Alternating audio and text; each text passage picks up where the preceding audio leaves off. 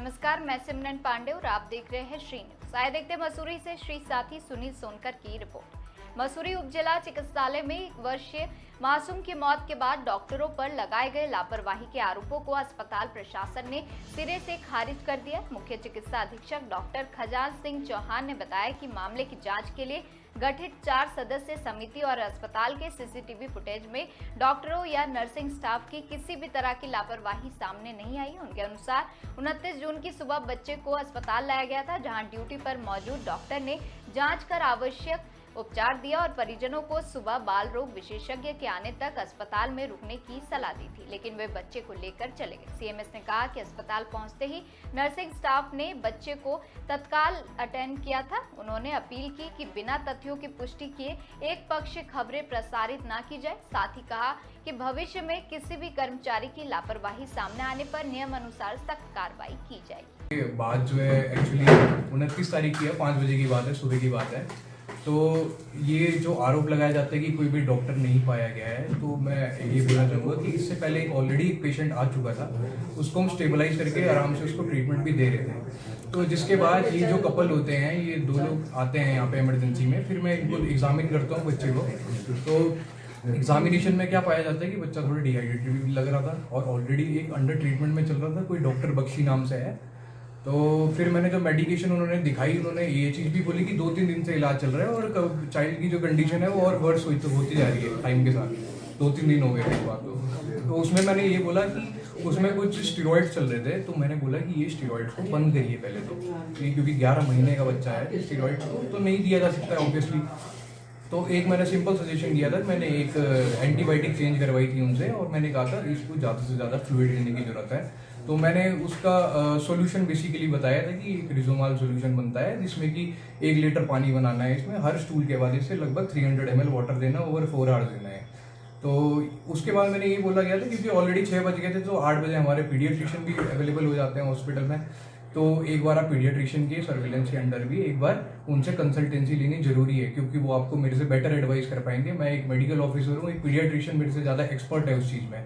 तो ये बात बोलने के बावजूद भी जो पेशेंट जो होते हैं, चाइल्ड और अटेंडेंट होते हैं, वो दोनों जो होते हैं वो चले जाते हैं हॉस्पिटल से और उसके बाद वो वापस नहीं आते हैं हॉस्पिटल में। तो अब बाद में पता चलता है कि ऐसे चाइल्ड की डेथ हो गई है, तो एकदम से आरोप ऐसा लग रहा है। पर क्या बनते हैं, कितनी देर में आपने अटेंड कर लिया था? ये आरोप लगाया जा रहा है कि आप थे ही नहीं वहाँ पर। सर मान के बैठिए कि 2 से 3 मिनट के अंदर मैं आ गया था एक पेशेंट को अटेंड करके, फिर उसके बाद तुरंत इस बच्चे को अटेंड करने आ गया था।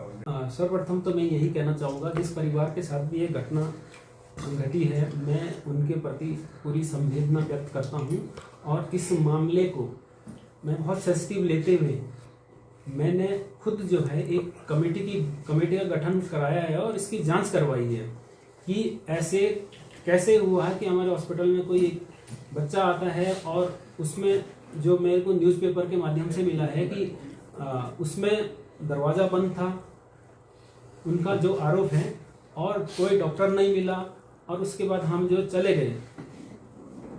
तो ये बहुत गंभीर आरोप है और बेसिकली मैं जिसका भी ये बच्चा है उनकी तरफ से मैं उनका कोई इसमें दोष नहीं होता है, क्योंकि उस दौरान क्या होता है, किसी के साथ भी ऐसी घटनाएं घटती है, वो उस समय जो है अपने आपे में भी नहीं रहता है।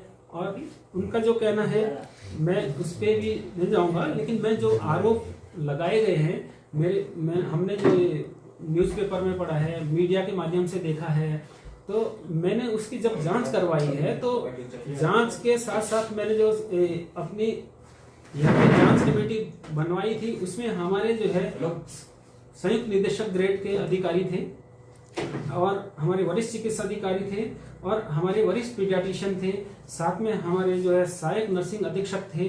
जब उन्होंने सारे सीसीटीवी फुटेज खंगाले और जो भी हमारे कर्मचारी अधिकारी ड्यूटी पे थे उनके बयान लिए, और तो उसके आधार पर यही मैंने देखा है और मैंने खुद भी सीसीटीवी फुटेज देखा है कि पहला आरोप ये था कि दरवाजा बंद था, किसी ने दरवाजा नहीं खोला। तो मैं खुद देख रहा हूँ, आप खुद भी देख सकते हो सीसीटीवी फुटेज में कि दरवाजा बंद नहीं था, क्योंकि ऑलरेडी एक पेशेंट का इलाज चल रहा था। बिल्कुल ऐसे 5 फीट की दूरी भी नहीं होगी दरवाजे के और इमरजेंसी के बीच में। तो इसमें बाकायदा पहले पेशेंट का इलाज चल रहा था और जब वो दूसरा पेशेंट एंटर करता है तो उस समय ऑब्वियसली कांच वाले शीशे हैं तो वो थोड़े से हल्के जैसे बंद रहते हैं, ऐसे खुद ही खुल जाते हैं, धक्का दोगे तो उन्होंने नॉक किया। जो मैं देख रहा हूँ आपको भी भेजूंगा सीसीटीवी फुटेज, आप भी देखना। और नॉक किया, उन्होंने धक्का दिया, अंदर आइए।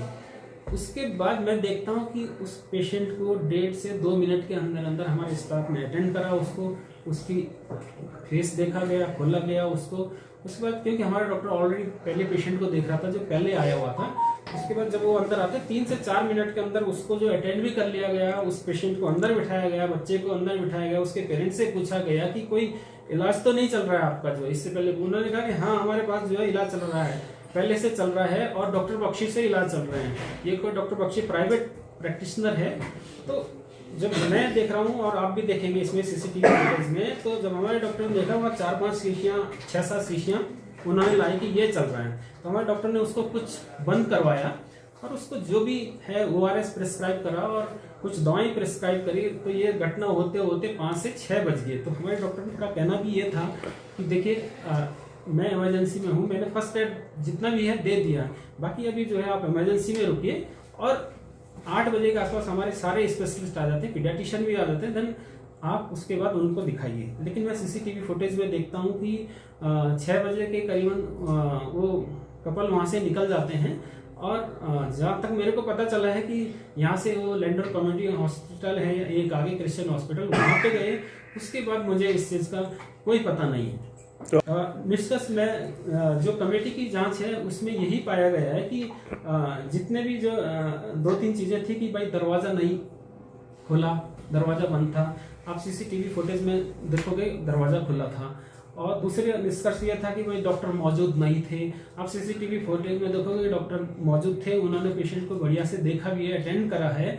तो मेरे हिसाब से प्रथम दृष्टया तो इसमें स्टाफ की तो गलती मुझे कहीं से नहीं दिख रही है। बाकी हम अभी रिपोर्ट तैयार करके उच्च अधिकारियों को नहीं ऑब्वियसली देखिए ये सिंपल सी बात है कि यदि मैं हूं, आप हूं, किसी के ऊपर भी कोई आरोप लगाता है तो मनोबल तो टूटेगा ही। बल्कि ये इसमें डॉक्टर्स का ही नहीं है, डॉक्टर्स भी एक कम्युनिटी का पार्ट होते हैं, एक समाज का पार्ट होते हैं। तो इसमें जो आम जनता भी होती है कि यहाँ से 300 से 400 मरीज आप देखेंगे, आजकल थोड़ा बारिश की वजह से कम हो गए हैं, नहीं तो रोजाना इतना आ ही रहे हैं। तो जो पेशेंट होता है उनका भी फेथ जो है कम हो जाता है।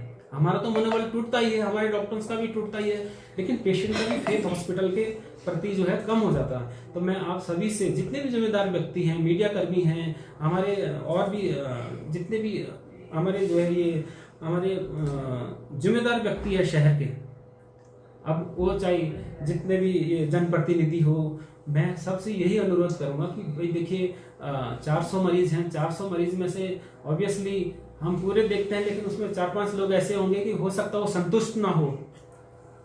तो मुझे लगता है कि हमारा फोन 24 घंटे खुला रहता है, आप हमें कभी भी कॉल कर सकते हैं।